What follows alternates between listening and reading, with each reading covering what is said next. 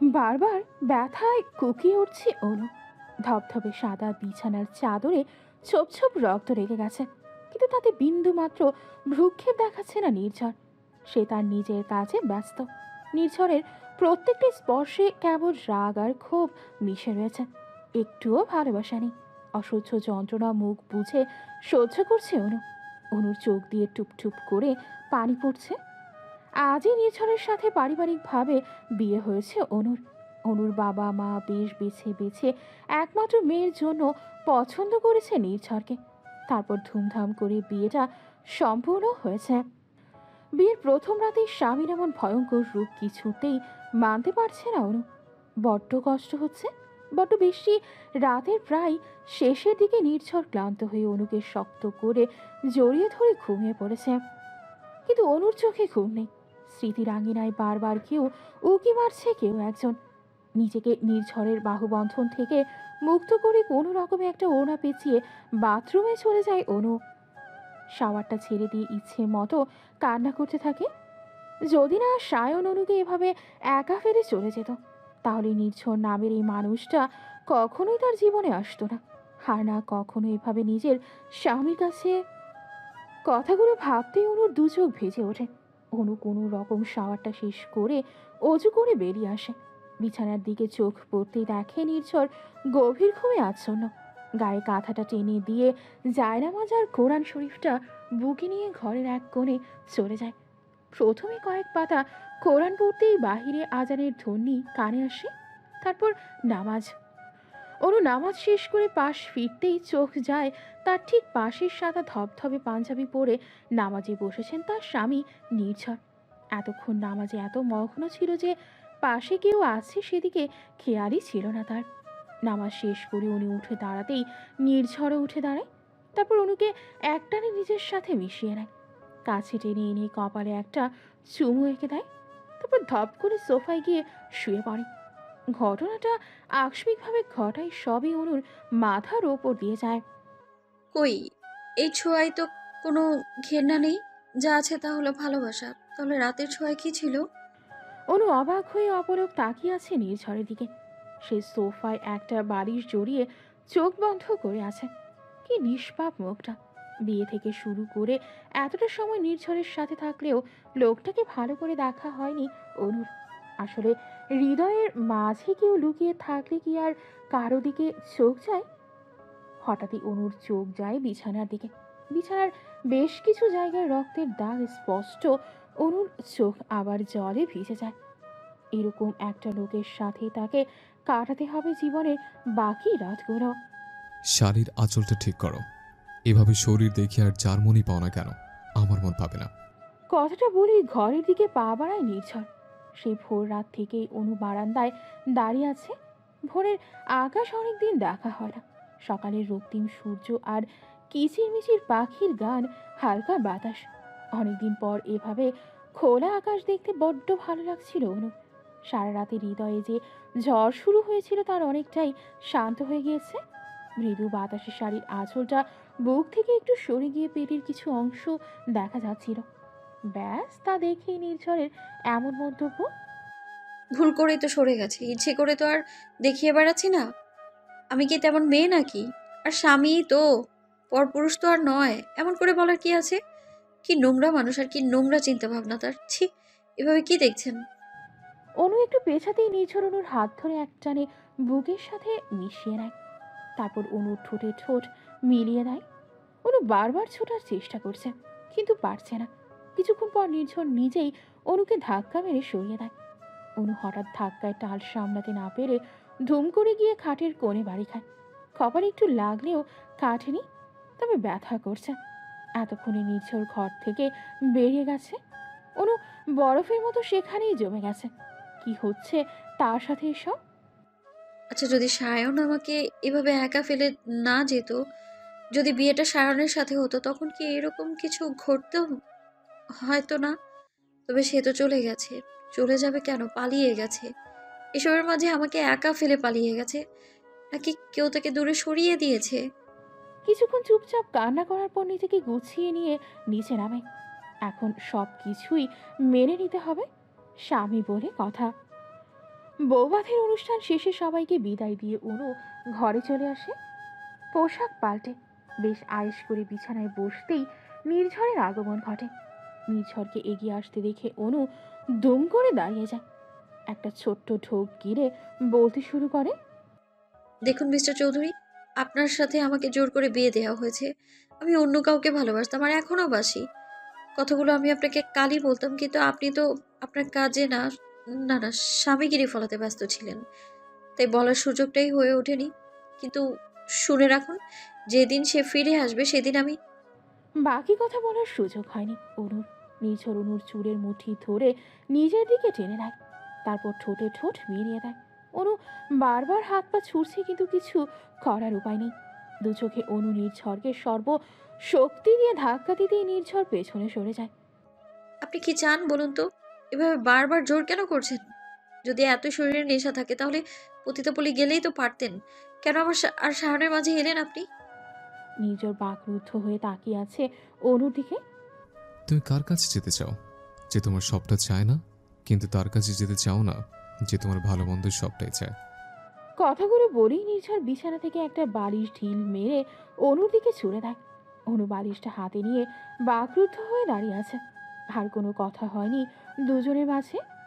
সন্ধ্যার দিকে নিয়ম মতো অনু এবং নির্ঝর অনুর বাবা মার বাড়িতে আসে।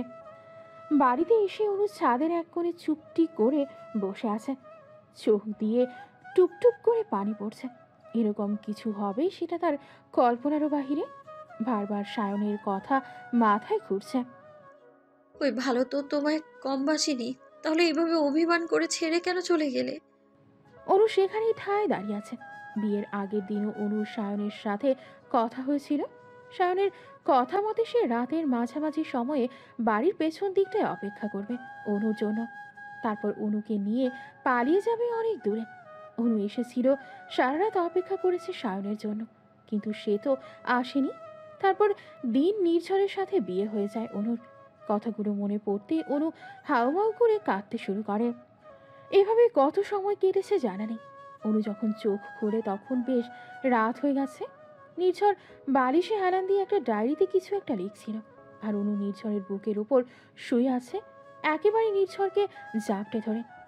অনু ধরফর করে উঠে দাঁড়ায়, এদিকে সেদিকে চোখ বোলায়। না, এটা তো তার ঘর নেই। এই ঘরটার সাথে অনুর বাড়ির কোনো ঘরেরই মিল নেই। নির্ঝর অনুর দিকে তাকিয়ে মুচকি হেসে উত্তর দেয়, মিস্টার চৌধুরী, আমাকে কোথায় এনেছেন? যেদিন আমি তোমার নাম নিয়ে 3বার কবুল বলি, সেদিনই তোমার পায়ে এক অদৃশ্য শিকল পরিয়ে দিই। আর যখন তুমি আমার নামে 3বার কবুল বলো, সেদিনই তুমি নিজে নিজেই সেই শিকল পায়ে বেঁধে নাও। অর্থাৎ তুমি চাইলেও আমার থেকে দূরে যেতে পারবে না, কারণ তোমার অস্তিত্ব এখন আমাতেই বন্দী। আমি যে তোমার স্বামী। অনুর চোখ বেয়ে আবার বৃষ্টি নামে। নির্ঝর উঠে গিয়ে ঘরের আলোটা জ্বালিয়ে দেয়। অনু ভালো করে তাকিয়ে দেখে এটা নির্ঝরের ঘর। নির্ঝর তাকে আবার এবারই নিয়ে এসেছে। সকালেই তো অনু ঘরটাকে বিদায় জানিয়ে বেরিয়ে গিয়েছিল, আবার ফিরতে হলো এই ঠিকানায় বিকেলে। অনুকে অনেক খোঁজাখুঁজির পর যখন অনুর দেখা মিলছিল না, তখন অনুর বাবা মায়ের মুখ শুকিয়ে যায়। তাদের ধারণা বোধ হয় তাদের একমাত্র মেয়ে পালিয়ে গিয়েছে। কিন্তু নির্ঝর কি মনে করে ছাদে চলে যায়। ছাদে যেতেই চোখ পড়ে অনুর দিকে। অনু ছাদের দেয়াল ঘেঁষে পড়ে রয়েছে। নিঝরের বুক ধক করে ওঠে। অন্য কিছু করে বসলো না তো? অনুর কাছে যেতেই দেখে না, সে অজ্ঞান হয়ে গিয়েছে।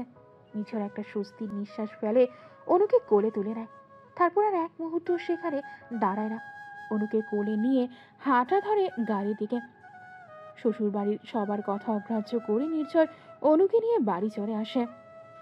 কান্নাকাটির ফলে অনুর বেশ মাথা ধরেছে, তাই অনু কথা না বাড়িয়ে বালিশ নিয়ে উঠে আসে তার জায়গায়, যে এই ঘরের মেঝেতে। নির্ঝর বারান্দায় বসে একটার পর একটা সিগারেট ধরাচ্ছে। অনু কাঁথা মুড়ি দিয়ে বিছানায় শুয়ে আছে। নির্ঝরের পাশেই ছাই হয়ে পড়ে রয়েছে সায়ন আর অনুর চিঠিগুলো। তাদের মাঝে লিপিবদ্ধ কিছু ভালোবাসা। অনু কাঁদতে কাঁদতে কখন ঘুমিয়ে পড়েছে সে হুঁশ নেই। মেয়েটা বেঘোরে ঘুমাচ্ছিল, কিন্তু নির্ঝরের চোখে ঘুম নেই। ভালোবাসা নামক আগুনে পুড়ে ছারখার হয়ে যাচ্ছে নির্ঝরের হৃদয়। সকালে সূর্যের আলো চোখে পড়তেই অনু ধরফরিয়ে উঠে যায়। বিছানার দিকে সেদিক তাকিয়ে দেখে নির্ঝর নেই। কোনো রকমে ওড়না জড়িয়ে ওয়াশরুমে চলে যায়। গোসল শেষে ওয়াশরুম থেকে বেরিয়ে ঘরের এদিক সেদিক ঘুরে ঘুরে দেখছিল অনু। হঠাৎই কাঁধে কারো গরম নিঃশ্বাসে অনুর হুঁশ ফিরে। অনু কারেন্টের শক খাওয়ার মতো দূরে ছিটকে পড়ে। নির্ঝর অবাক চোখে তাকিয়ে আছে। অনু ছলো ছলো চোখে নির্ঝরের দিকে তাকিয়ে আছে। আপনি কেন বোঝেন না আমি আপনাকে চাই না? আপনার প্রত্যেকটা স্পর্শ আমার কাছে বিষের মতো। নির্ঝর চোখ মুখ শক্ত করে উত্তর দেয়। সে তুমি চাও বা না চাও, তুমি আমার, শুধুই আমার। এটা বলে নির্ঝর রেগে ওখান থেকে চলে যায়। অনু অতীতের কথা ভাবতে থাকে। সেদিন অনু সায়নের সাথে অনেক যোগাযোগ করার চেষ্টা করে, কিন্তু তাতে কোনো লাভ হয় না। তারপর নির্ঝরের সাথে অনুর বিয়ে ঠিক করা হয়। এ বিয়েতে অনুর কোনো মত ছিল না। বাড়ির সবাই একরকম ধরে বেঁধে অনুকে বিয়েটা দেয়। অবশ্য বিয়ের 2 দিন আগে অনুর সায়নের সাথে কথা হয়। সায়ন অনুকে নিয়ে পালাতে চায়। বিয়ের আগের দিনই অনু সায়নের বলা ঠিকানায় চলে তো আসে, কিন্তু সায়ন আসে না। অনু সারা রাত সেখানে অপেক্ষা করে, কিন্তু সায়ন আসে না। পরের দিন ভোরবেলা অনুর ভাই অনুকে খুঁজে নিয়ে এসেছিল। তবে ইতিমধ্যে সারা বাড়ি কথাটা ছড়িয়ে পড়েছে কনে নাকি পালিয়েছে। তবে এই গুজবে নির্ঝরের সাথে বিয়েটা ভাঙেনি। সায়নের হঠাৎ পরিবর্তনের কারণটা অনুর আজও অজানা। তার ধারণা হয়তো এর পেছনে তার ভাইয়ের কোনো হাত আছে। সে যে সায়নকে 2 চোখে সহ্য করতে পারে না। তার নাকি প্রথম থেকেই নির্ঝরকে পছন্দ। এভাবে বেশ কিছুদিন কেটে যায়। প্রায় রাত গড়িয়ে ভোর হতে চলল। নির্ঝরের কোনো খবর নেই। অনুর মনে শুধু একটা কথাই ঘুরছে। এই লোকটা বারবার কি বলতে চাইছে এটা কি? অনু বারান্দায় পায়চারি করছে এমন সময় বাড়ির গেট দিয়ে একটা গাড়ি ভেতরে ঢুকছে। এটা নির্ঝরের গাড়ি। অনু একটু উকি ঝুঁকি মারতেই দেখে গাড়ির ড্রাইভিং সিটে একটা মেয়ে বসা। মেয়েটি নিজে গাড়ি থেকে নেমে নির্ঝরকে দরজা খুলে দেয়। নির্ঝরের ডান হাতে ব্যান্ডেজ। মেয়েটি নির্ঝরকে ধরে ধরে ভেতরে নিয়ে আসছে। নির্ঝর কেমন খুঁড়িয়ে খুঁড়িয়ে হাঁটছে। এই দৃশ্য দেখে অনুর কপালে কিঞ্চিত ভাঁজ পড়ল। বাড়ির বেলটা বাজছে। অনু ছুট লাগায় দরজা খুলতে। অনু মেয়েটিকে ঘুরে ঘুরে দেখছে। কোথায় যেন দেখেছিল মেয়েটিকে, কিন্তু কিছুতেই মনে আসছে না। অনু রেগে বলতে থাকে, আপনার মতো চরিত্রহীন লোককে শুধুমাত্র ঘৃণা করা যায়, ভালোবাসা যায় না। কথাগুলো বলেই অনু ঘর থেকে বেরিয়ে যায়। নির্ঝর আর সিমি দুজনেই বাকরুদ্ধ হয়ে দাঁড়িয়ে আছে। কিছুক্ষণ আগের ঘটনা। সিঁড়ির সামনে অনু দাঁড়িয়ে আছে। নির্ঝরের হাতে পায়ে ব্যান্ডেজ দেখলে অনুর খুব ইচ্ছে করছে একবার নির্ঝরের কাছে এগিয়ে যেতে, কিন্তু নির্ঝরকে ওই মেয়েটা আর নির্ঝরের মা এমনভাবে ঘিরে রেখেছে যে অনু চাইলেও যেতে পারছে না। কেমন একটা সংকোচ কাজ করছে। একটু পরই নির্ঝর মেয়েটির হাতে ভর করে উঠে দাঁড়ায়। তারপর এগিয়ে আসে সিঁড়ির দিকে। অনু ভেবেছিল নির্ঝর হয়তো তার কাছেই এগিয়ে আসছে, কিন্তু একই কাণ্ড। নির্ঝর সেই নতুন মেয়ের হাত ধরে ঘরে চলে গেল। অনুদিকে একবার তাকালেও না। তার ঠিক পাশেই যে একজন প্রাণী তার দিকে কৌতূহলী দৃষ্টিতে অপেক্ষা করছে, সেদিকে নির্ঝরের খেয়ালই নেই। নির্ঝর দিব্যি ঘরে চলে যায়। অনুও পেছন পেছন চলে গেল ঘরে। কি সর্বনাশ! ঘরের দরজাও বন্ধ করে রেখেছে। রাগে অনুর গা জ্বলছে। প্রথম দিনই বুঝেছিলাম এ লোকের চরিত্রে সমস্যা রয়েছে। না হলে কেউ প্রথম দিনই নিজের বউকে জোর করে? অনু গায়ের সর্বশক্তি দিয়ে দরজা ধাক্কাতে লাগলো। এই যে মিস্টার চরিত্রবান স্বামী, এবার দরজাটা খুলুন, আমিও দেখি আপনার ভালোবাসার বাহার। ভেতর থেকে কোনো সাড়া নেই। অনু তো দরজা ধাক্কিয়েই যাচ্ছে। লাথি ছাটা কিছু বাকি রাখেনি। পারলে তো কখন দরজা ভেঙে ফেলতো। কি হলো? ভেতরে কি এমন লীলা খেলা চলছে যে দরজা বন্ধ করতে হয়? অনু বারবার দরজা ধাক্কাচ্ছে। একটু পর সিমি দরজা খুলে দেয়। সিমি হলো সেই মেয়েটি। অনু রাগী দৃষ্টিতে সিমিকে এক পলক দেখে নেয়। সিমি মুচকি হেসে অনুকে বলে, কেমন আছো মিসেস চৌধুরী? অনু সিমির কথার উত্তর না দিয়ে সিমিকে এক ধাক্কা দিয়ে সরিয়ে দেয়। তারপর ভেতরে চলে যায়। অনু নির্ঝরকে কথাগুলো বলেই দমদম করে বেরিয়ে আসে ঘরের বাহিরে। এসে ছুট লাগায় ছাদে। আজকে জ্যোৎস্না রাত। অনুর বড্ড ইচ্ছে ছিল বরের সাথে জ্যোৎস্না বিলাস করবে। বর মানে তো সায়ন, কিন্তু অনু হাউমাউ করে কেঁদে দেয়। অনুর ইচ্ছে মতো কাছে, কিন্তু কার জন্য কাছে সে? সায়নের জন্য, নাকি সেই 2 দিনের স্বামীর জন্য? উত্তরটা অনু নিজেও জানে না, কিন্তু সে কাছে, প্রচণ্ড কাছে। একটু পরই কেউ একজন ধীর পায়ে অনুর দিকে এগিয়ে আসে। অনুর কাঁধে হাত রাখতেই অনু বেশ ভয় পেয়ে চোখ বন্ধ করে নেয়। বাবা গো। কি হলো, ভয় পেলে বুঝছি? নির্ঝর অনুর দিকে তাকিয়ে মুচকি হাসি দেয়। অনু নির্ঝরের দিকে তাকিয়ে ভেংসি কেটে দেয়। তাহলে শেষ হলো আপনার লীলা খেলা? কি বলছো এসব? বন্ধ দরজার পেছনে কি হয় তা আর আমায় বোঝাতে হবে না। অনু, তুমি যেমনটা ভাবছো বিষয়টা তেমন নয়। চুপ করুন, আপনার চরিত্র সম্পর্কে বোঝাতে আসবেন না আপনি আমায়। অনু, তোমার কি হিংসা হচ্ছে? একদমই না। নির্ঝর হাতের একটা আঙুল দিয়ে অনুর ঠোঁট জোড়া বন্ধ করে দেয়। নির্ঝর ধীর পায়ে অনুর একদম কাছে চলে আসে, এক হাতে অনুকে চেপে ধরে বুকের সাথে, তারপর কপালে একটা গভীর চুমু এঁকে দেয়। অনুর কেমন কেমন লাগছে। নির্ঝর আবার সিমি নামের মেয়েটির সাথে পরকীয়ায় জড়ালো না তো? বলা যায় না, লোকটার তো এমনিতেও চরিত্রের সমস্যা রয়েছে। ছাদ থেকে ঘরে ফিরে বিছানায় একপাশে পা ঝুলিয়ে বসে আছে অনু। নির্ঝরের কোনো খবরই নেই। সে সিমির সাথে দেখা করতে গেছে। সিমি ঘরে, মেয়েটা নাকি এই বাড়িতেই থাকবে।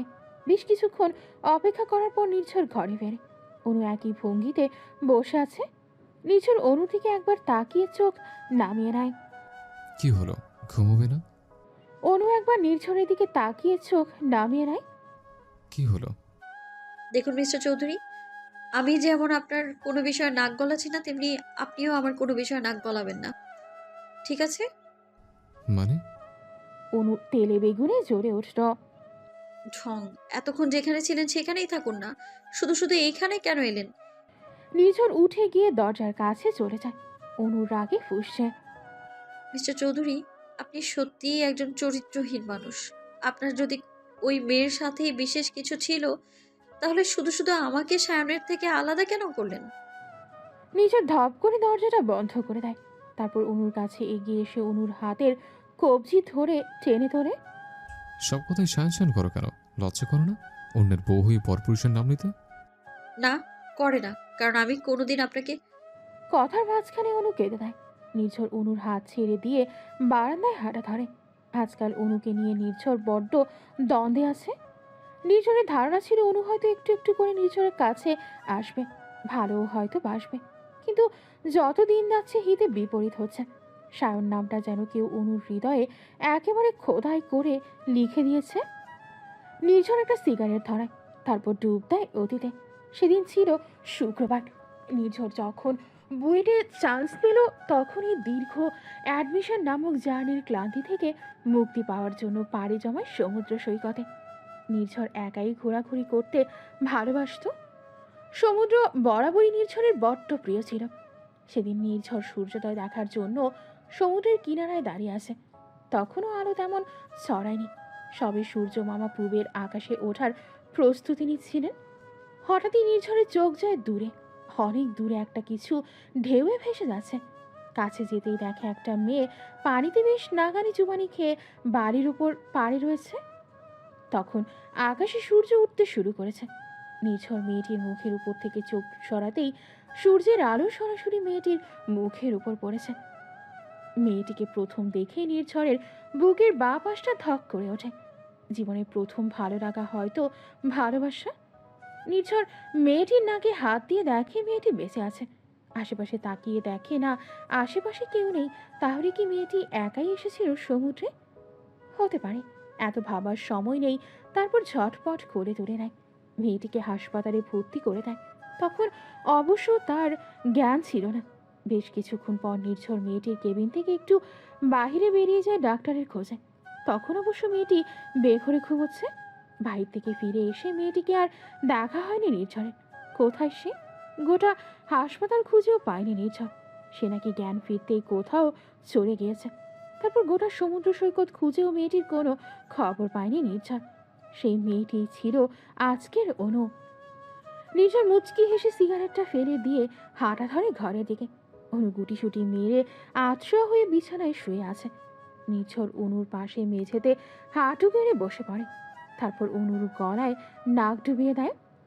সেদিন নির্ঝর ভেবেছিল মেয়েটি হয়তো ক্ষণিকের জন্য তার বুকের বাঁ পাশটা এক তীর বিঁধে দিয়ে গেছে। সে তীরে ক্ষতবিক্ষত হয়েছিল নির্ঝরের হৃদয়। নির্ঝর তখন হাড়ে হাড়ে বুঝে গিয়েছিল ভালো লাগা কি।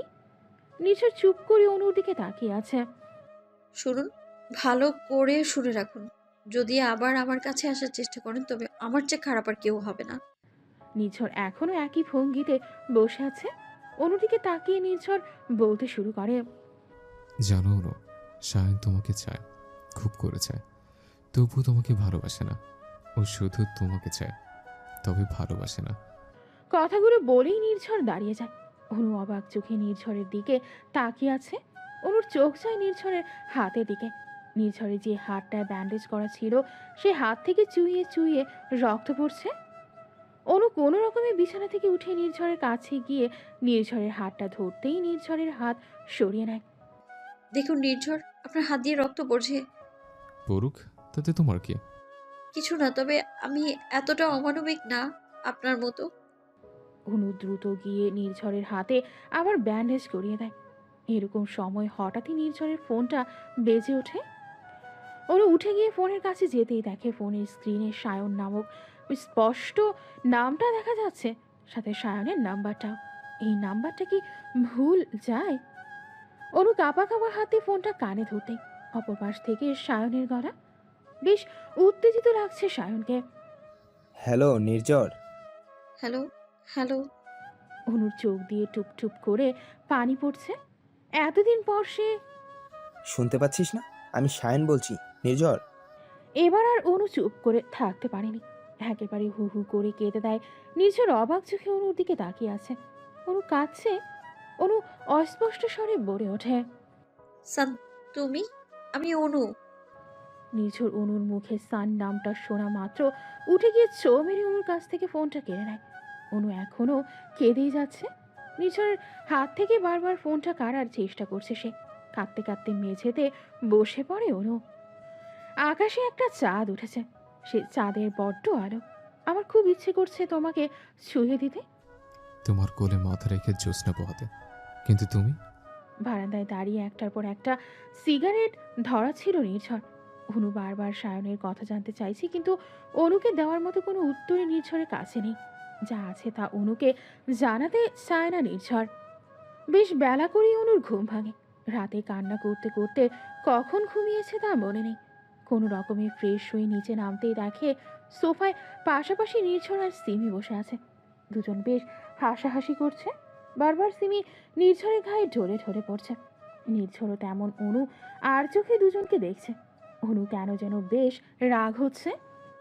চরিত্রহীন লোক কোথাকার। অনু রাগে দুমদুম করতে করতে রান্নাঘরে চলে যায়। রান্নাঘরে অনুর শাশুড়ি রান্না করছে। অনুকে রান্নাঘরে দেখে উনি একবার তাকিয়ে চোখ সরিয়ে নেয়। ভদ্রমহিলা কেন যেন অনুকে একেবারে সহ্য করতে পারে না। আন্টি, আমি হেল্প করি। অনুর শাশুড়ি একবার অনুর দিকে তাকিয়ে চোখ ফিরিয়ে নেয়। আন্টি না, এই বাড়ি তোমার না, এই রান্নাঘর এ বাড়িতে তোমার সীমানা কেবল নির্ঝরের ঘর পর্যন্তই। অনু ভদ্রমহিলার দিকে তাকিয়ে আছে। ও শাশুড়ির জাতিটাই এরকম, বউদের দুই চোখে সহ্য করতে পারে না। কিন্তু আমি করেছিটা কি? অনু দুমদুম করে রান্নাঘর থেকে চলে যায়। অনু সিঁড়ি বেয়ে ওঠার সময় নির্ঝর আর সিমিকে আর চোখে দেখছে। হুট করে হোঁচট খেয়ে অনু হুমড়ি খেয়ে পড়ে যায়। আহ! অনুর দিকে তাকাতেই দেখে অনু মেঝেতে পায়ে হাত দিয়ে বসে আছে। নির্ঝর বসা থেকে উঠে চুট লাগায় অনুর কাছে।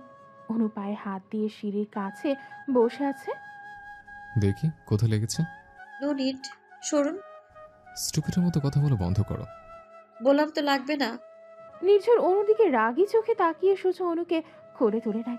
অনু বারবার ছোটার চেষ্টা করছে, কিন্তু নির্ঝর কোলে তুলে হাঁটা ধরে ঘরের দিকে। নির্ঝর তখন অনুকে বিছানায় শুইয়ে দিয়ে অনুর পায়ে ঔষধ লাগাতে ব্যস্ত। সিমি সরাসরি নির্ঝরের ঘরে ঢুকে যায়। তারপর নির্ঝরের হাত ধরে টানতে থাকে।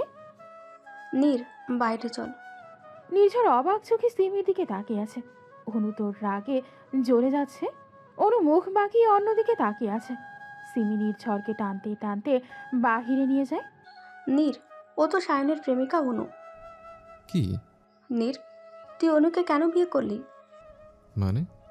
নির্ঝর, অনু তো। তুই ওকে কেন বিয়ে করলি? ও। নীর, তুই জানিস না সায়ন ওকে কেন বিয়ে করেনি? সিমি প্লিজ। সিমি অবাক চোখে নির্ঝরের দিকে তাকিয়ে আছে। সিমি, শাইন শুধু অনুর ভালোগুলোকে ভালোবেসেছে, সে ভালোগুলোর মাঝে যে খারাপটা রয়েছে তা সায়ন মানতে পারেনি, কিন্তু আমি অনুর ভালো মন্দ সব দিকেই ভালোবাসি। অনু সায়নকে ভালোবাসতাম, তাই হাজার চাওয়া সত্ত্বেও কখনো অনুর সামনে দাঁড়ায়নি। কিন্তু যখন সায়ন ওকে দরজার দিকে তাকাতেই দেখে অনু দাঁড়িয়ে আছে, কৌতূহলী আর রাগী দৃষ্টিতে তাকিয়ে আছে নির্ঝরের দিকে। নির্ঝর তখন সিমির দুই বাহু ধরে দাঁড়িয়ে আছে। অনুকে দেখে নির্ঝর সিমিকে ছেড়ে দেয়। কথায় কথায় নির্ঝর কখন সিমির এত কাছে চলে এসেছে বুঝতেও পারেনি। সিমি অনুকে দেখে সেখান থেকে চলে যায়। অনু নির্ঝরের দিকে এগিয়ে এসে বলতে শুরু করে, আপনি সত্যি একজন চরিত্রহীন পুরুষ। যদি ওই মেয়ের সাথে আপনার কিছু থেকেই থাকে, তাহলে শুধু শুধু আমায় জোর করে বিয়ে করে আমার জীবনের ভালোবাসা দুটোকে কেন এভাবে শেষ করে দিলেন? নির্ঝর অনুর দিকে তাকিয়ে আছে, বোধহয় সে কিছুই শোনেনি, কিন্তু অনুর ছলো ছলো চোখ। তারপর নির্ঝর অনুকে শক্ত করে ধরে নির্ঝর ছাড়ুন, লাগছে। নির্ঝর অনুর হাতটা পেছনে পেঁচিয়ে রেখেছে। অনু, কি পাগলামো হচ্ছে এসব? বলেছি না তুমি আমাকে ছাড়া কোথাও যেতে পারবে না। অনু বাহিরে সিমি আর নির্ঝরকে একসাথে দেখে ঘরে এসে ব্যাগপত্র গোছাতে থাকে। অনেক হয়েছে, এই বাড়িতে অনু আর এক মুহূর্ত থাকবে না। কিন্তু নির্ঝর এসে অনুকে আটকে দেয়। নির্ঝর, দেখুন নির্ঝর, ছাড়ুন আমাকে। আমি আপনার মতো চরিত্রহীন লোকের সাথে থাকতে চাই না। কথাগুলো বলতে বলতে অনু ছটফট করছে, বারবার ছোটার চেষ্টা করছে নির্ঝরের হাত থেকে। এক চোর লাগাবো। এত রাতে কি নাটক শুরু করেছো? কোথায় যাবে তুমি? আমার বাড়ি। আপনার মতো চরিত্রহীন লোকের সাথে সংসার করা আমার পক্ষে সম্ভব না। দয়া করে আপনি আপনার এক্স অর প্রেজেন্ট গার্লফ্রেন্ড নিয়েই থাকুন। আমি আমার বাবার কাছে চলে যাব। নির্ঝর অনুকে ধাক্কা মেরে বিছানায় ফেলে দেয়।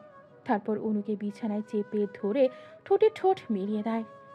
অনু নির্ঝরকে ইচ্ছে মতো ধাক্কাচ্ছে, কিল ঘুষিও মারছে, কিন্তু নির্ঝরকে এক চুল নাড়াতে পারছে না। একটা সময় নির্ঝর অনুকে ছেড়ে দিয়ে উঠে দাঁড়ায়। তুমি চাও বা না চাও, তোমাকে আমার সাথেই থাকতে হবে। আমাকে ছাড়া এক পাও বাড়ির বাইরে দিয়ে দেখো, ঠ্যাং ভেঙে ঘরে ফেলে রাখবো, তবুও কোথাও যেতে দেবো না। কথাগুলো বলেই নির্ঝর হাঁটা ধরে। অনু বিছানায় গুটি গুটি গুটিসুটি মেরে বসে আছে। নির্ঝর কি মনে করে আবার ফিরে আসে।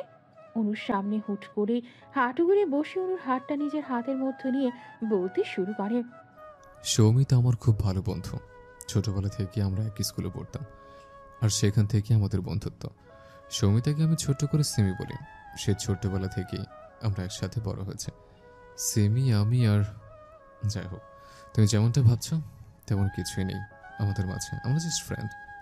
কথাটা বলেই নির্ঝর অনুর হাতে একটা চুমু এঁকে দেয়। তারপর উঠে দাঁড়ায়। নির্ঝর এক দৃষ্টিতে অনুর চোখের দিকে তাকিয়ে আছে। অনুও ছলো ছলো চোখে নির্ঝরের অনু, আমার জীবনের প্রেম বলো আর ভালোবাসা বলো, তা একবারই এসেছে, আর সে একজন হলে তুমি। তুমি ছাড়া না অন্য কেউ কখনো আমার মনে ছিল, নাকি কখনো আসবে। অনু, বড্ড ভালোবাসি তোমায়। কথাটা বলেই নির্ঝর বারান্দার দিকে হাঁটা ধরে। বড্ড তার সিগারেটের তেষ্টা পেয়েছে। চেন স্মোকারদের এই এক বিশাল বিপদ।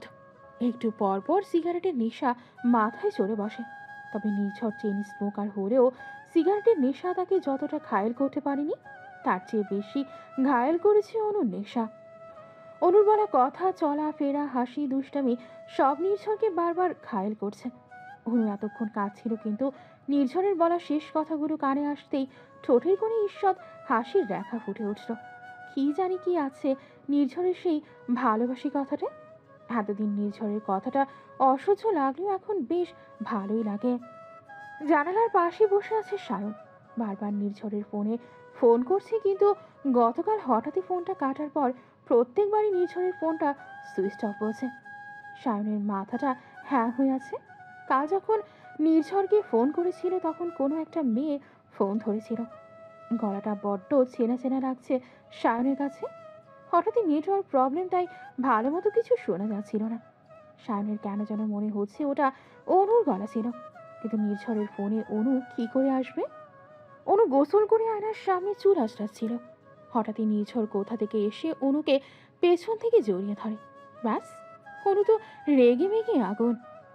এসব ঢং আমার ভালো লাগে না। অনু নির্ঝরের থেকে একটু দূরে সরে যেতেই নির্ঝর অনুকে আরো শক্ত করে জড়িয়ে ধরে। এখন নির্ঝরের হাতটা অনুর নাভি বরাবর চলে গেছে। তবে এখন আর অনুর আগের মতো অসহ্য লাগে না, বরং অন্যরকম ভালো লাগা কাজ করে, একেবারেই অন্যরকম।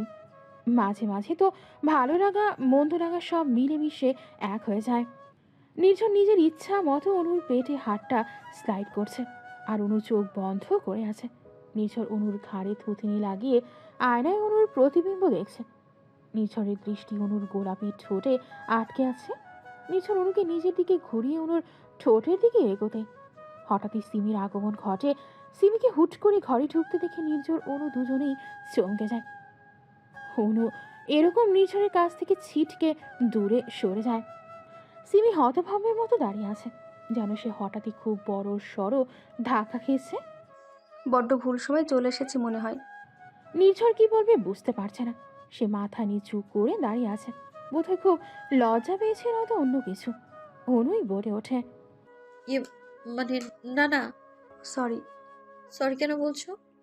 আসলে আগে কখনো এ ঘরে ঢোকার জন্য নক করার প্রয়োজন পড়েনি, তবে এখন থেকে পড়বে সেটা বুঝতে পারিনি। By the way, sorry guys, carry on. কথাগুলো বলেই সিমি সেখান থেকে চলে যায়। অনুর কেন যেন খুব হাসি পাচ্ছিল, রাজ্য জয়ের হাসি, যেন সে গোটা রাজ্যটাকেই জয় করে ফেলেছে। না না, সিমির মুখটা দেখে অনুর খুব হাসি পাচ্ছে, কিন্তু কেন? অনু নিচে চলে যায়। সেই দুপুরে অনু ঘরে ঢুকেছে। দুপুর গড়িয়ে সন্ধ্যা নেমে গেল, আর ঘরের বাহিরে বের হয়নি অনু। এতটা সময় অনু নির্ঝরের কাছেই ছিল। অনু নিচে নামতেই দেখে নীরা সোফায় পা তুলে বসে আছে। অনুকে দেখে নাক ফুলিয়ে বলতে থাকে, ভাবি, সেই কখন থেকে তোমার জন্য ওয়েট করছি, কই তুমি তো নিচেই নামো না। অনু মুচকি হেসে নীরার পাশে গিয়ে বসে পড়ে। ননদিনী গো, আমি তো জানতাম না তুমি এসেছো। জানলে তো গোসল টোসল বাদ দিয়ে ছুটে তোমার কাছে চলে আসতাম। ওয়েট ওয়েট, এই বিকেলবেলা গোসল কি ব্যাপার? হুম।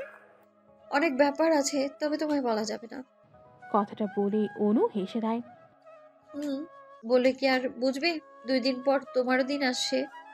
বিকেলের দিকে নির্ঝর রুমে আসে এবং অনুকে বলে, অনু, তৈরি হয়ে নাও। মানে? মানে আমরা এখন বেরোবো। কিন্তু কোথায়? তোমার বাসায়। এমনি তোমাকে 3 দিনের জন্য তোমার মার কাছে দিয়ে আসবো। 3 দিন পর আবার নিয়ে আসবো। কিন্তু কেন? 2 দিন পরই তো নীরার হয়তো আগ্ধ হয়ে যাবে। আমি থাকবো না। না, তুমি থাকবে না। আমি যাব না। নির্ঝর রাগী চোখে অনুর দিকে তাকিয়ে বেশ ঝাঝালো গলায় বলে ওঠে, তাড়াতাড়ি তৈরি হয়ে নাও, আমি গাড়িতে অপেক্ষা করছি। 5 মিনিটের মধ্যে তোমাকে গাড়িতে দেখতে চাই।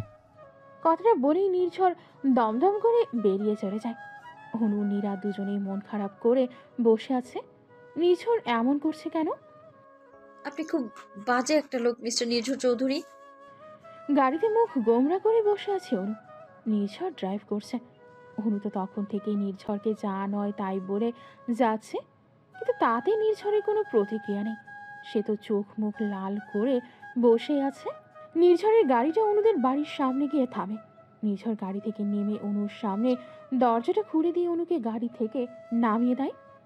নামো। না, নামবো না। অনু নির্ঝরের দিকে একবার তাকিয়ে ঘাড় ঘুরিয়ে নেয়। নির্ঝর রেগে গিয়ে অনুর হাত ধরে জোর করে গাড়ি থেকে নামিয়ে দেয়। অনু তো রেগে মেগে আগুন। নির্ঝরের হাতে একটা খামচি দিয়ে বলতে শুরু করে, আপনি একটা লুচু গন্ডার, বদমেজাজি, হাতি, ছাগল, সব সব সব আপনি। চুপ। ইউ চুপ। আমি নীরার বিয়েটাই দেখতে পারলাম না। তুমি নীরার আগুতে থাকতে পারবে না, তোমার কষ্ট হবে। আমি চাই না তুমি কষ্ট পাও। কেন? কেন হবে আমার কষ্ট? জানি না, যাও তুমি বাড়িতে, আমি পরে এসে তোমাকে নিয়ে যাব। কথাগুলো বলেই নির্ঝর পেছনে হাঁটা ধরে। আপনি খুব বাজে মিস্টার চৌধুরী। আপনার থেকে সায়ন। নির্ঝর একবার অনুর দিকে তাকিয়ে একটা দীর্ঘশ্বাস ফেলে গাড়িতে চড়ে বসে। অনু বোকার মতো দাঁড়িয়ে আছে। নির্ঝর আর একবারও পেছনে না ফিরে চলে যায়। অন্যদিন নির্ঝরের সামনে সায়নের কথা বলে রেগে যেত, কিন্তু আজ নির্ঝরের চোখে কোনো রাগ ছিল না। কি জানি কি ছিল ওই দুই চোখে, যা ছিল তা নীরার বোঝার বাহিরে। অনু বাড়ির ভেতরে আসতেই সবাই অনুকে দেখে অবাক। সবাই তখন ড্রয়িং রুমে বসে চা খাচ্ছিল। অনুর মা অনুর দিকে এগিয়ে আসে। কিরে, তুই এত বড় সন্ধ্যাবেলা এভাবে? কি হয়েছে? জামাই কোথায়? আসেনি বাড়িতে? বাড়িতে কি হয়েছে? অনু আবার কোনো কাণ্ড বাঁধাসনি তো? অনু মায়ের দিকে রাগী চোখে তাকিয়ে আছে। তোমার দেখছি আমাকে নিয়ে অনেক প্রশ্ন। তোমার বা তোমাদের কোনো প্রশ্নের উত্তরই আমি দেব না। মানে? মানে সব প্রশ্ন তোমার জামাইকে করো, সেই আমাকে রেখে গেল। কেন রেখে গেল জানি না, তাই তোমরা তাকেই প্রশ্ন করো, হয়তো তোমাদের বলবে আমাকে রেখে যাওয়ার কারণটা। অনুর বাবা এত সময় অনুর কথা শুনছিল, এবার বলতে শুরু করে। নির্ঝর এসেছিল অথচ আমাদের জানায়নি, বাড়ির দরজা থেকে ঘুরে চলে গেল। তুই তাকে ভেতরে আসতে বললি না? প্রয়োজন বোধ করিনি তাই। কথাগুলো বলেই অনু চলে যায় নিজের ঘরে। চোখ দুটো ছলছল করছে। নির্ঝর তাকে এভাবে ছুঁড়ে ফেলে দিয়ে চলে গেল, এই নাকি স্বামী। আজ 2 দিন হলো নির্ঝরের সাথে অনুর কথা হয়নি। নির্ঝর একটি বাড়ির জন্য অনুকে ফোন করেনি, অনুও ফোন করার প্রয়োজন বোধ করেনি। যে কথা বলতে চায় না তাকে জোর করার প্রয়োজন নেই। অনু বারান্দায় চা হাতে দাঁড়িয়ে আছে, মনটা যে বড্ড খারাপ। বোধ হয় এই আজকেই নিরারাত। ইস, যদি থাকতে পারতাম। অনুর বুকে বড্ড অভিমান জমেছে নির্ঝরের ওপর। একেই তো এভাবে রেখে গেল, তার উপর একটি বারো খবরও নিল না। অনু কি মনে করে ফোনটা হাতে নিয়ে নির্ঝরকে ফোন করে। একবার রিং হয়ে কেটে যায়, দ্বিতীয়বার রিং হতেই রিসিভ করে। অনু কথা বলতে যাবে, তার আগেই অপর প্রান্ত থেকে মেয়েরই কণ্ঠ ভেসে আসে। হ্যালো। অনু বাকরুদ্ধ, এত সিমির গড়া। সিমি তুমি? নির্ঝর কোথায়? কে? অনু? নীর তো ওয়াশরুমে শাওয়ার নিচ্ছে। ও, রাখছি। অনু ফোনটা কেটে দিয়ে বিছানায় ছুঁড়ে মারে। খুব রাগ হচ্ছে, ভীষণ রাগ। রাগে গা জ্বলছে। এই মেয়েটা যেমন লুচু, আবার বরটাও তেমন লুচু। আচ্ছা, সত্যি কি সিমির সাথে নির্ঝরের কোনো সম্পর্ক আছে? এই লুচু ব্যাটার সাথে যদি সিমি না না না, তখন আমার কি হবে? আজকাল অনু বড্ড বেশি নির্ঝরকে নিয়ে ভাবে। অনু রাগে গজগজ করতে করতে বাড়ি চলে আসে। সকালে সিমির সাথে কথা বলার পর কি মনে করে অনু একা একাই শ্বশুরবাড়ির উদ্দেশ্যে রওনা হয়ে যায়। হঠাৎই চোখে পড়ে রাস্তায় নির্ঝরের গাড়ি। গাড়ির দিক ভালো করে লক্ষ্য করতেই অনুর চোখে পড়ে নির্ঝর সিমির হাতে গোলাপি রঙের হাওয়াই মিঠাই দড়িয়ে দিচ্ছে, আর সিমি অন্যরকম দৃষ্টিতে নির্ঝরের দিকে তাকিয়ে আছে। ব্যাস, একেই তো অনু মাথা গরম ছিল। এ দৃশ্য দেখার পর যেইটুকু বাকি ছিল তাও গরম হয়ে গেল। অনু বাড়িতে ঢুকতেই দেখে নিরাজ সোফায় ঘুমিয়ে আছে। বাড়ির কাজের লোক দরজা খুলে দিয়েছে। অনু আশেপাশে তাকিয়ে দেখে কেউ নেই বোধহয়।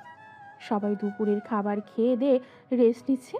অনু কোনো কথা না বলে সোজা ঘরে চলে যায়। ইমিগ্রেশন ক্রস করে বিমানবন্দরের অন্দরমহল থেকে ধীর পায়ে বেরিয়ে আসছে সায়ন। যদিও আরও 2 দিন আগে তার বাংলাদেশে ফেরার কথা ছিল, কিন্তু বিদেশের পাঠ চুকিয়ে দেশে আসতে দেরি হয়ে গেল। আবহাওয়া ভালো থাকায় প্লেনে 1 ঘন্টা আগে দেশে ল্যান্ড করেছে। সায়নকে নিতে সায়নের খালাতো ভাই নির্ঝর আর বেস্ট ফ্রেন্ড সিমি আসছে, তবে 2 ঘন্টা পর। সায়ন ইচ্ছে করেই সবাইকে 2 ঘন্টা পরের ফ্লাইটের কথা বলেছিল, না হলে ওরা জোর করেই সায়নকে ধরে বাড়ি নিয়ে যেত। গতকালই সায়নের বোন সায়নকে ফোন করে জানিয়েছে অনু নাকি বাড়ি চলে এসেছে, মানে অনুর বর নাকি অনুকে রেখে গেছে। তাই সায়নও সোজা বাড়ি চলে যাচ্ছে। অনুর সাথে অন্তত একবার দেখা করা খুব জরুরি। নিজের দোষে মেয়েটাকে বড্ড কষ্ট দিয়ে ফেলেছে সে, তবে আর কোনো ধোঁয়াশা নয়। এবার সায়ন সরাসরি অনুকে সব সত্যি বলবে, কেন সে অনুর সাথে এমন করেছিল। শুধু যে সত্যি বলবে তা নয়, অনু যদি চায় সব অতীত ভুলে গিয়ে অনুকে নিজের করে নেবে সে। অনুকে নিয়ে এই দেশ ছেড়ে, এই পরিচিত সব কিছু ছেড়েই চলে যাবে। কিন্তু অনু কি ক্ষমা করবে আমাকে? করবে। অনু তো আমায় ভালোবাসে। আমি চাইলে অনু সব ছেড়ে চলে আসবে আমার কাছে। এরকম কিছু চিন্তা ভাবনা নিয়ে সায়ন গাড়ি করে রওনা হয়ে গেছে বাড়ির উদ্দেশ্যে। নির্ঝর আর সিমি বেশ অনেকটা সময় বিমানবন্দরে অপেক্ষা করেছে, সায়নের কোনো খবরই নেই। পরে অবশ্য খালামণি ফোন করে বলে দিয়েছে সায়ন নাকি একাই বাড়ি চলে গেছে। তাই আর অপেক্ষা না করে নির্ঝর বাড়ি চলে এসেছে। নির্ঝর হুট করে উঠতে যাবে, তখন হঠাৎই কেউ একজন নির্ঝরের মুখে বালিশ চাপা দিয়ে দেয়। হুট করে এমন কাণ্ডে নির্ঝরের দম বন্ধ হয়ে আসে। নির্ঝর গায়ে সব শক্তি দিয়ে ধাক্কা মারে, অপর পক্ষ ধোপ করে মেঝেতে পড়ে যায়। হুমা গো, আমার কোমরটা ভেঙে গেল গো। আমাকে মেরে ফেললো গো। কে কোথায় আছো গো? অনুর এমন চিৎকারে নির্ঝর দম নেওয়ারও সময় পায় না।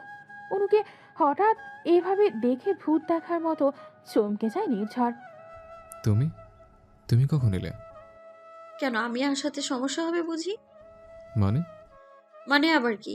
আমি থাকলে আপনার পিড়িতে সিমির সাথে ডুবে ডুবে জল না না ও হাওয়াই মিঠাই খাওয়া হবে না।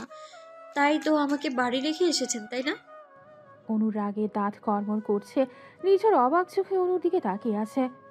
কি হলো, আমায় তুলুন। দেখতে পাচ্ছেন আমি ব্যথা পেয়েছি, উঠতে পারছি না আমি। সিমি হলে তো। নির্ঝর ঝটপট গিয়ে অনুকে কোলে তুলে নেয়, তারপর বিছানায় শুইয়ে দিয়ে অনুর উপর শুয়ে পড়ে। তুমি কখন দেখলে আমি সিমিকে হাওয়াই মিঠাই কিনে দিয়েছি? কেন, কি ভেবেছিলেন লুকিয়ে লুকিয়ে মিষ্টি খাবেন? না না, খাওয়াবেন আর আমি দেখতে পারবো না? সরুন, সরুন তো সরুন। আপনার সিমির কাছে যান। আমার কাছে কেন এসেছেন আপনি?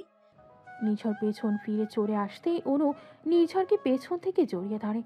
নির্ঝর অনুকে সামনে ঘুরিয়ে কোলে তুলে নেয়, তারপর বিছানায় নিয়ে গিয়ে শুইয়ে দেয়। আজ আকাশে অনেক বড় চাঁদ উঠেছে, হালকা বৃষ্টি, একটু শীত শীত আবহাওয়া। ওয়েদারটা বেশ রোমান্টিক। জানো তো, এমন ওয়েদারের বর বউরা মধুচন্দ্রিমায় যায়। তুমি যাবে আমার সাথে মধুচন্দ্রিমায়? অনু লজ্জায় লাল গোলাপি হয়ে গেছে। বোধহয় আজ আমাদের ফের ফুলচর্চা হবে। অনু নির্ঝরের কথায় বেশ লজ্জা পেয়ে গেছে। কি জানি আজকাল নির্ঝরকে তো আর আগের মতো খারাপ লাগে না। নির্ঝরও আগের মতো নেই। তবে এটা কি ভালোবাসা, নাকি শুধুই সস্তা আবেগ, নাকি এটাকে শুধুই মানিয়ে নেওয়া বলে? কি জানি, এর কোনো অর্থই অনুর মাথায় ঢুকছে না। অন্যদিকে সায়নের ঘরে বারান্দার গ্রিলে বেশ কয়েকটা বাড়ি দিয়েছে সায়ন। হাট করে রক্ত পড়ছে, তবুও রাগটা কমছে না। সায়ন স্বভাবত বেশ শান্তশিষ্ট, তবে রেগে গেলে নিজের উপর কোনো নিয়ন্ত্রণ থাকে না তার। রাগে গ্রিলে আরও কয়েকটা বাড়ি দেয় সায়ন। পাশেই সিমি আছে, তবুও কিছু বলছে না, বাধাও দিচ্ছে না। চুপটি করে সায়নের কাণ্ড দেখছে সে। সায়ন রক্তবর্ণ চোখে সিমির দিকে তাকিয়ে প্রশ্ন ছুড়ে দেয়। নির্ঝর এরকম একটা নোংরা প্ল্যান করলো, তুই জেনে শুনে আমাকে আগে কিছুই বলিসনি কেন? সায়ন, বিশ্বাস কর, আমি আগে কিছুই জানতাম না। আমি তো রিসেন্টলি এসব জেনেই তোকে দেশে ফিরে আসতে বললাম। আর নির্ঝর অনুকে পাওয়ার জন্য এরকম কিছু করবে তা আমার কল্পনার বাইরে। বিশ্বাস কর সায়ন, নির্ঝর যেদিন জেনেছিল অনুর সাথে তোর সম্পর্ক আছে, সেদিন নির্ঝর দমে গেছিল। আমি ভেবেছিলাম নির্ঝর হয়তো অনুকে ভুলে যাবে, কিন্তু অনুকে পাওয়ার জন্য নির্ঝর যে এত কিছু করবে তা যদি জানতাম। সায়ন শুধু রাগে ফুঁসছে। এয়ারপোর্টে সায়নকে না পেয়ে নির্ঝর বাড়ি চলে এলেও সিমি কাজের নাম করে সরাসরি সায়নের বাড়ি চলে আসে। সায়নকে এখন তার প্রয়োজন, তাই তো সবার আড়ালে সায়নকে এত কিছু বলতে এসেছে সিমি। সায়নকে রাখতে দেখে সিমি জ্বলন্ত আগুনে আরেকটু ঘি ঢেলে দিল। সায়ন, আমার মনে হয় অনুর ওই রিপোর্টটাও মিথ্যে। হয়তো আন্টিকে অনুর বিরুদ্ধে রাগানোর জন্য নির্ঝরই ওই ফলস রিপোর্টটা বানিয়েছে। আফটার অল ওই নার্সিংহোমটা তো নির্ঝরের ফ্রেন্ডের। সায়ন একটু চুপ হয়ে গেল।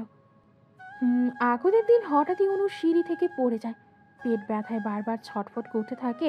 সায়ন কোনো তাল না পেয়ে নির্ঝরকে ফোন দেয়। নির্ঝরই তো সেদিন অ্যাম্বুলেন্সে পাঠিয়েছিল। তারপর তো ওই রিপোর্ট, ওরকম একটা ঘটনা সব কেমন তালগোল পাকিয়ে দিল। অনুর ব্যাপারে ওরকম একটা কথা জানার পর সায়নের মা আর একটি মুহূর্ত সায়নকে হাসপাতালে থাকতে দেয়নি। বিয়েটা ভেঙে দিয়ে সায়নকে নিয়ে চলে আসেন তিনি। কসম টসম দিয়ে সায়নের মুখও বন্ধ করে দেয়। তবে সেদিন অনুর রিপোর্টটা কি মিথ্যে ছিল? সেদিনের সবই কি নির্ঝরের সাজানো প্ল্যান ছিল অনুকে আমার থেকে আলাদা করার জন্য? না, আর কিছু ভাবতে পারছে না সায়ন। মাথা গুলিয়ে যাচ্ছে। নির্ঝর তো শুধু সায়নের, তাই ভাই ছিল না, বেস্ট ফ্রেন্ডও ছিল, তাহলে বন্ধু ওই বন্ধুর সাথে এত বড় বেইমানি? নির্ঝর শুধুমাত্র নিজের জন্য নিজের বেস্ট ফ্রেন্ডের সাথে বেইমানি করলো। এর ফল ভালো হবে না, একদম ভালো হবে না। কথাগুলো বলতে বলতে সায়ন বাড়ি থেকে বেরিয়ে যায়। আর সিমি বিছানায় একই ভঙ্গিতে বসে আছে, যেন সেও বিষয়টা মানতে পারছে না। তবে ধীরে ধীরে তার মুখে ম্লান হাসি ফুটে উঠছে। খেলা তো সবে শুরু মিস্টার নির্ঝর। এবার দেখো তোমার কর্মের ফল তোমায় আমি কিভাবে দিই। আমি ভালো নেই নির্ঝর, তুমিও ভালো থাকবে না, তোমাকে আমি ভালো থাকতে দেব না। নির্ঝর বারান্দায় বসে আছে। অতীতের কিছু স্মৃতি মাথায় ঘুরপাক খাচ্ছে। সেদিন নার্সিং হোমে দরজার সামনে দাঁড়িয়ে আছে সায়ন। হালকা ক্রিম কালার শেরওয়ানিতে ছোপ ছোপ রক্ত লেগে আছে। শেরওয়ানিটা অনু নিজে পছন্দ করে কিনেছিল আঁকদে সায়ন পড়বে পড়ে, অথচ এই শেরওয়ানিতেই অনুর রক্ত লেগে আছে। সিঁড়ি থেকে পড়ে গিয়ে মাথাটা ফেটে গেছে অনুর।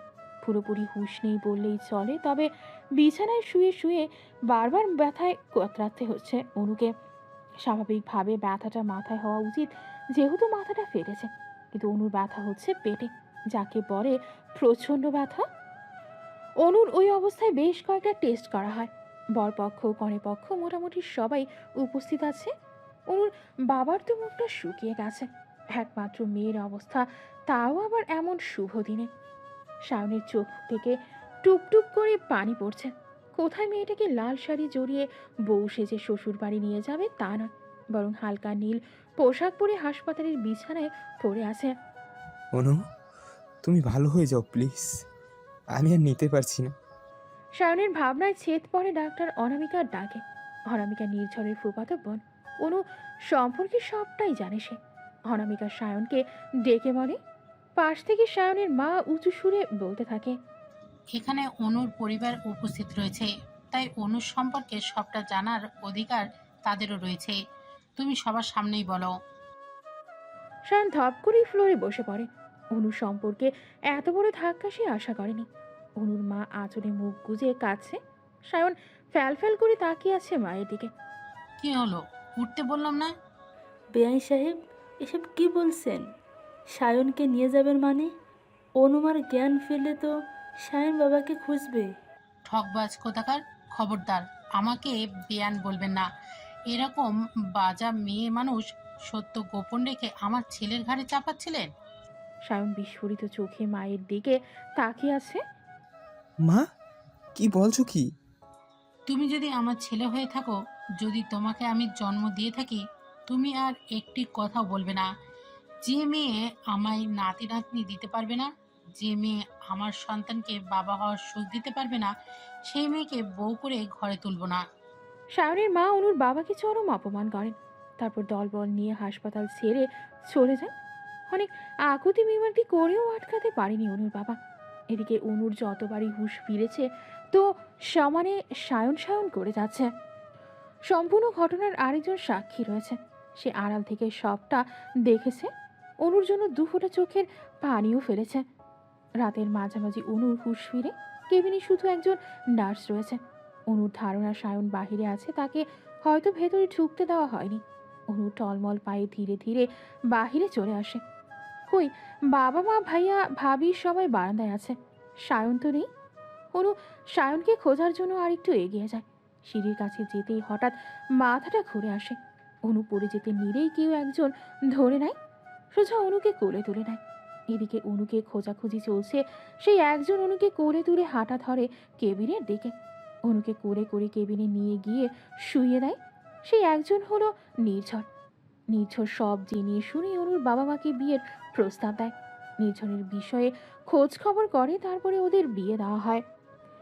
বর্তমানে সকাল সকাল অনুর ঘুম ভাঙতেই দেখে নির্ঝর অনুকে বেশ শক্ত করে জড়িয়ে রেখেছে। অনু নড়ছে না, শুধু ফ্যাল ফ্যাল করে নির্ঝরের দিকে তাকিয়ে আছে। ওই সেদিনের মতো তো আজ রাগ লাগছে না, তাহলে কি আমি ওনার প্রেমে পড়লাম? পড়েছ। আচমকাই নির্ঝরের কথা শুনে অনু চমকে যায়। কিন্তু জানো তো, আমি প্রেমে পড়েছিলাম একবারে, আর সে হলে তুমি। কথাটা বলে নির্ঝর অনুর ঠোঁটের ঠোঁট মিলিয়ে দেয়, যেন তার সব অভিমান, সব রাগ, সব কষ্টের সমাপ্তি ওই ঠোঁটে মাঝে লুকিয়ে রেখেছে। নিঝর অনুকে কিস করতে থাকে, তারপর হারিয়ে যায় ভালোবাসার সাগরে। সকাল সকাল নির্ঝরে থেকে নিজেকে ছাড়িয়ে নিয়ে অনু ওয়াশরুমে চলে যায়। একটু পর নির্ঝরও উঠে গিয়ে ওয়াশরুমে ঢুকে যায়। বেচারা অনু তো লজ্জায় নাজেহাল অবস্থা। কোনো রকমে শাওয়ার নিয়ে বাইরে বের হতেই দেখে নির্ঝরের ফোনটা বাজছে। ফোনটা বেশ কয়েকবার বাজতেই অনু কি মনে করে ফোনটা তুলে হারো বলতেই অপর প্রান্তের লোকটার গলা শুনে থমকে যায় অনু। কে? কেন, চিনতে কষ্ট হচ্ছে বুঝি? Anu, I am sorry. Anu please, আমি তোমার সাথে অনু প্লিজ, আমি তোমার সাথে মিট করতে চাই। অনেক কিছু বলার আছে তোমাকে। আবার কি চাই আপনার? কেন তোমাকে চাই? অনু, অনু তোমাকে অনেক কিছু বলার আছে। অনু, নির্ঝর। ওয়াশরুমে দরজা খোলার শব্দে অনু চমকে গিয়ে ধুম করে ফোনটা কেটে সাইলেন্ট মুড করে অ্যাক্টিভ করে দেয়। অনু নির্ঝরকে দেখে ফোনটা বিছানায় ছুঁড়ে দেয়, তারপর উল্টো দিকে মুখ ফিরে দাঁড়িয়ে পড়ে। চোখে যে তার বাড়ি টলমল করছে। নির্ঝর ফোন ছুঁড়ে মারা দেখে অবাক হয়ে দাঁড়িয়ে আছে। কি মনে করে নির্ঝর মুচকি হাসি দেয়। কি ম্যাডাম, আপনিও কি বাঙালি বউদের মতো বরকে সন্দেহ করা শুরু করলেন? না মানে এই যে বরের ফোন চেক করছেন, কি ব্যাপার? পেছন থেকে জড়িয়ে ধরে, তারপর গলায় কিস করতে করতে বলে, কি হলো? আমার ফোনে কিন্তু গোপন কিছু নেই। অনুকে সামনের দিকে ফেরালে নির্ঝর দেখে অনুর চোখ লাল হয়ে আছে। অনু, তুমি কাঁদছিলে?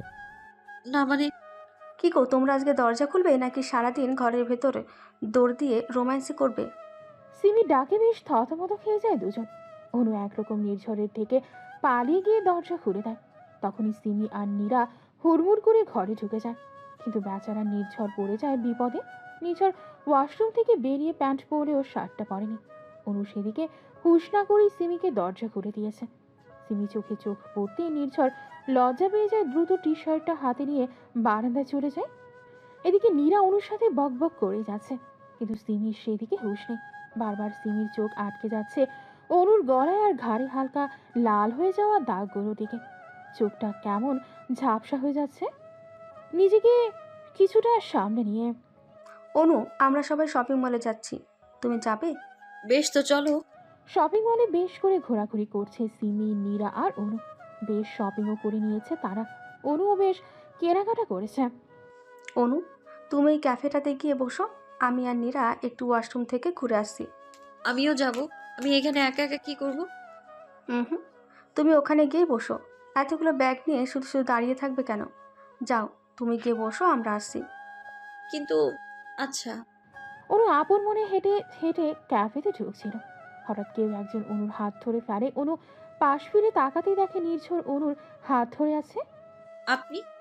অনু ভালো করে নির্ঝরের দিকে তাকিয়ে দেখে সে রক্তবর্ণ চোখে অনুর দিকে তাকিয়ে আছে। দেখেই বোঝা যাচ্ছে বোধহয় সে খুব রেগে আছে। কিন্তু কেন? অনু অবাক হয়ে নির্ঝরের দিকে তাকিয়ে আছে। হঠাৎই নির্ঝর অনুকে হ্যাচকা টান দেয়। অনু হুমড়ি খেয়ে পড়ে। তারপর নির্ঝর এক পলক অনুকে দেখে নিয়ে টানতে টানতে ক্যাফের দরজা থেকে বেরিয়ে যায়। নির্ঝর অনুকে একইভাবে টানতে টানতে গাড়ি পর্যন্ত নিয়ে আসে। অনু বারবার নির্ঝরকে জিজ্ঞেস করছে কি হয়েছে, কি হয়েছে, কিন্তু তার মুখে তো কোনো কথাই নেই। কেউ যেন তার মুখটা সুই সুতো দিয়ে সেলাই করে দিয়েছে। মেঝেতে উবু হয়ে পড়ে আছে অনু। সারা শরীরে মারের দাগ স্পষ্ট। জায়গায় জায়গায় অনেকটা গভীরভাবে কাল হয়ে আছে। আবার কিছু কিছু জায়গায় রক্ত বেরিয়ে জমে গেছে। অনুর হালকা গোলাপি শাড়িটাতে ছোপ ছোপ রক্ত লেগে আছে। অনুর গলাটা শুকিয়ে গেছে, কিন্তু উঠে দাঁড়ানোর মতো জোর নেই। একটু আগেই যে নির্ঝর তাকে পরনে বেল্ট দিয়ে ইচ্ছে মতো পিটিয়েছে, তারই চিহ্ন বহন করছে শরীরের এই দাগগুলো। কিছুক্ষণ আগে শপিং মল থেকে বেরিয়ে নির্ঝর অনুকে ধাক্কা মেরে গাড়িতে বসিয়ে দেয়। অনু বারবার জিজ্ঞেস করছিল, কি হয়েছে? এমন করছেন কেন? কি হলো বলবেন তো? নির্ঝর শুধু একবার অনুর দিকে চোখ পাকিয়েছিল। নির্ঝরের চোখ দিয়ে যেন আগুন বের হচ্ছে। নির্ঝরের এমন রূপ দেখতে মোটেও অভ্যস্ত নয় অনু। কেমন জানি ভয় ভয় লাগছিল। সারা রাস্তার একটিও কথা বলেনি অনু। নির্ঝরও চুপ। নির্ঝরের গাড়ি সোজা গিয়ে থামে বাড়ির দরজার সামনে। নির্ঝর গাড়ি থেকে নেমে গিয়ে অনুর হাত ধরে টানতে টানতে ওপরে নিয়ে যায়। আর নির্ঝর লাগছে। কি হয়েছে বলবেন তো? এমন টানটানি কেন করছেন? নির্ঝর অনুকে ঘরে এনে সোজা দাঁড় করিয়ে একটা থাপ্পড় মেরে দেয়। অনু ছিটকে গিয়ে মেঝেতে পড়ে। তোর সাহস কি করে হয় আমার ফোন থেকে শানকে ফোন করিস? ফোনটা আছাড় মেরে, খুব শখ তাই না শানের সাথে দেখা করার? খুব ইচ্ছে না পুরনো প্রেমিকের সাথে পালিয়ে যাওয়ার? কি করেছি আমি? ঠকিয়েছিস আমাকে, বেইমান কোথাকার। এত ভালোবাসলাম অথচ তোর গায়ে লাগলো না। অনু মূর্তির মতো বসে আছে। কথা বলতে বলতে নির্ঝর কোমর থেকে বেলটা খুঁড়ে অনুকে পেটাতে থাকে। অনু না নির্ঝরের কথার কোনো মানে খুঁজে পাচ্ছে আর না রাগে। নির্ঝর অনুকে ইচ্ছে মতো আঘাত করছে। অনু প্রথমে চিৎকার করলেও পরে জড়সড় হয়ে গেছে। অনুর চোখ দিয়ে পানি পড়ছে। অনুর মাথা ঘুরছে। একসময় অনু জ্ঞান হারিয়ে পড়ে যায়। ভালোবাসার এরকম মানে অনুর জানা ছিল না। তবে নির্ঝর তাকে ভালোবাসার অনেক রকম স্বাদ বুঝিয়ে দিয়েছে। নির্ঝরের এমন নির্মম আচরণের কারণ অনুর জানা নেই, তবে নির্ঝরের করা প্রত্যেকটা আঘাত সে বেশ ভালোভাবেই হজম করেছে, করতে বাধ্য।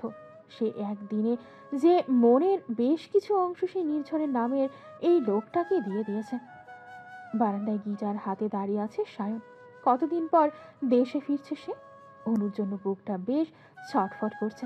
মেয়েটার মাঝে বড্ড মায়া, এই মায়া কাটানোর সাধ্য তার নেই। ভুল করে সে ভুল করে ফেলেছে, ছলনায় পড়ে হারিয়ে ফেলেছে সে তার অনুকে। অনু যখন চোখ খুলে তখন সে বিছানায়, আর নির্ঝর ঠিক তার পাশে বসে আছে। অনু একটু নড়তেই বুঝতে পারে নির্ঝর তার হাত শক্ত করে ধরে আছে।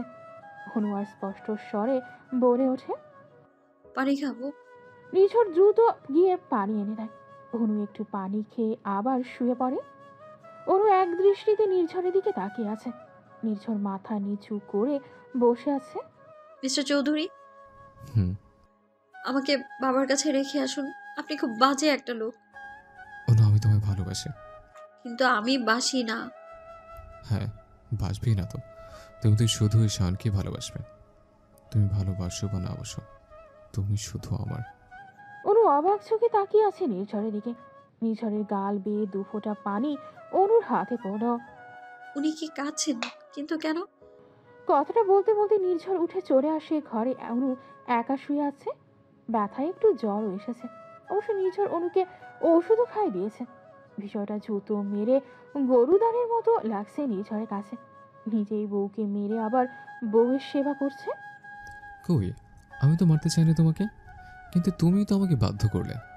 কেন তুমি শাওনের সাথে পালাতে চাইলে? অনু আয়নার সামনে দাঁড়িয়ে আছে। বুকের আঁচলটা একটু সরাতেই ঘাড়ে কিছু দাগ চোখে পড়ল।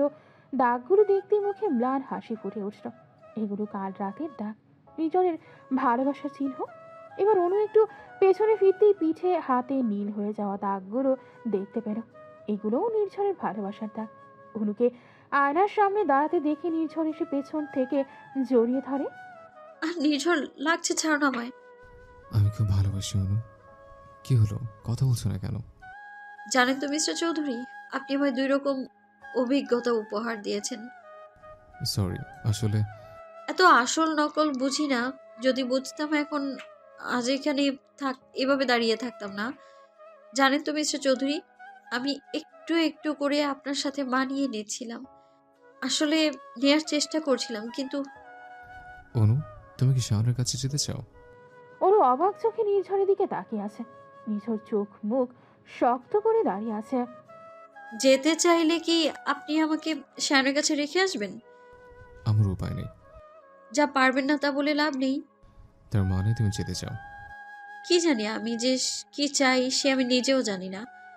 অনু কথাগুলো বলতে বলতে বারান্দায় পা বাড়ায়। নির্ঝর অনুর হাত চেপে ধরে, তারপর অনুর কাছে এনে বুকের সাথে শক্ত করে চেপে ধরে।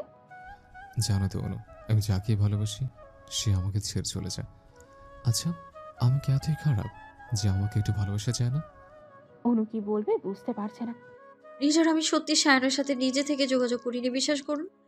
নিঝরের চোখের দিকে তাকিয়ে নিঝর মুখ ফিরিয়ে নেয়। ও বিশ্বাস করলেন না তো? আমি তোমায় ভালোবাসি অনু। বারবার ভালোবাসি ভালোবাসি বলেই ভালোবাসা হয় না। আচ্ছা, যাকে এত ভালোবাসেন তাকে এতগুলো আঘাত করতে একটু কষ্ট হলো না আপনার? তুমি তোমার শরীরের ক্ষত সবাইকে দেখাতে পারবে, আমি আমার ক্ষত কাউকে দেখাতে পারবো না। অনুর সাথে কথা বলে নির্ঝর বেরিয়ে যায়। অনু নিজেকে কেমন পাগল পাগল লাগছে। নিঝর অনুর কাছে একটা বড় প্রশ্ন চিহ্ন, যাকে ঘিরে রহস্যের সীমা নেই। লোকটা কি চায়, কেন চায়, কিছুই জানা নেই অনুর। হুটহাট করে দূরে সরিয়ে দেয়, আবার হুট করে এত কাছে টেনে নেয় যে ছাড়াবার উপায় নেই। সায়ন অনেক চিন্তা ভাবনা করে নিয়েছে, এভাবে চলা সম্ভব নয়। অনুর সাথে সরাসরি কথা বলতে হবে। অনুকে নির্ঝরের আসল রূপটা দেখাতে হবে। সকাল সকাল অনু গাল ফুলিয়ে বিছানায় বসে আছে। নির্ঝর অফিস যাবে বলে তৈরি হচ্ছিল। অনু বিছানায় বসে বসেই নির্ঝরের দিকে ড্যাব ড্যাব করে তাকিয়ে আছে। অনুকে এইভাবে বসে থাকতে দেখে নির্ঝর অনুর কাছে এগিয়ে যায়। অনুর 2 হাত ধরে দাঁড় করিয়ে দেয়। কি হচ্ছে টুনি পাখি, এভাবে বসে আছো কেন? ঘুম হয় না এখনো? অনু ঠোঁট উল্টিয়ে বাচ্চাদের মতো মুখ বাঁকিয়ে জবাব দেয়। শুনুন মিস্টার চৌধুরী, আমার না ভীষণ তেঁতুল খেতে ইচ্ছে করছে, পাকা তেঁতুল। আর একটু ঝাল দিয়ে মাখিয়ে এনে দিন না আমায়, খাবো আমি। নিঝর একটু মুচকি হেসে অনুর কাছে এগিয়ে যায়। তারপর অনুর কপালে একটা ছোট চুমু দিয়ে উত্তর দেয়। ফ্রেশ হয়ে নিচে চলো। বাড়িতে আপাতত কোনো তেঁতুল নেই, আমি অফিস থেকে আসার সময় নিয়ে আসবো। অনু মুচকি হেসে ধুম করে নির্ঝরের গালে চুমু দিয়ে দেয়। নির্ঝর ভ্যাপা চ্যাপা খেয়ে দাঁড়িয়ে আছে। অনু লজ্জা পেয়ে ওয়াশরুমে ঢুকে যায়। আর নির্ঝর মুচকি হেসে নিচে চলে আসে। নিচে নির্ঝরের মা নির্ঝরকে দেখে এগিয়ে আসে। কিছু বলবো আম্মু? আব্বুজি, আজকে অফিস থেকে একটু তাড়াতাড়ি চলে এসো।